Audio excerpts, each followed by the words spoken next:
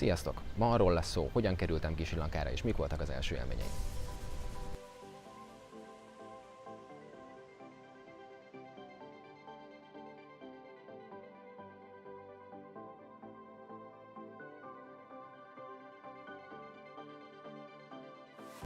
A dologhoz hozzátartozik, hogy én bő 4 évvel ezelőtt még mérnökként dolgoztam, és mikor már Budapesten konyhafőnökként dolgoztam, egy régi kollégám fölhívott, hogy nincs kedvem egy trópusi szigeten konyhát vezetni. Azt kell, hogy mondjam, természetesen volt. Úgyhogy pár hónap tervezgetés és szervezés után ki is utaztam Srí Lankára, hogy egy trópusi szigeten egy 275 éves holland gyarmati házban vezessek egy konyhát.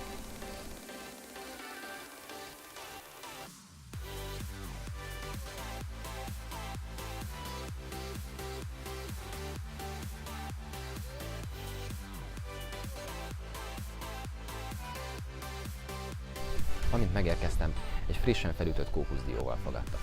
Ez nem az a kókuszdió, amit itthon ismerünk, még nincsen megszilárdulva a héja, ellenben tele van 3-4 deci nagyon friss vízzel.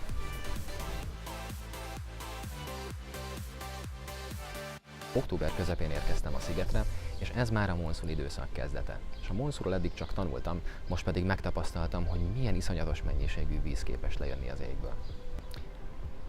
Természetesen, mivel óceánpartra érkeztem, már az első nap egy délutáni sétát tettem az egyik parton, ahol fél óra alatt rákvörösre égtem.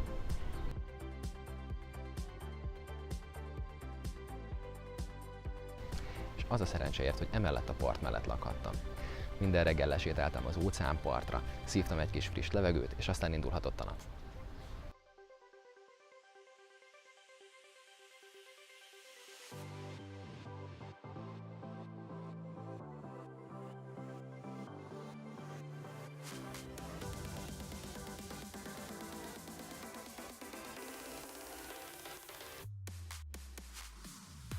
Közlekedésem gyakorlatilag biciklivel történt.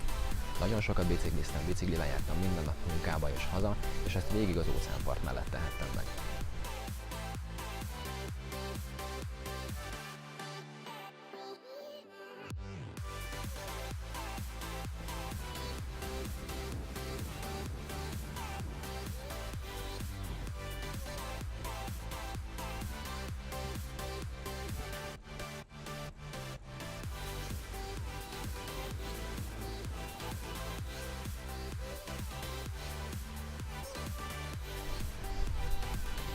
Most ennyi fért bele, legközelebb azt mesélem el, hogy milyen is a közlekedés az országban.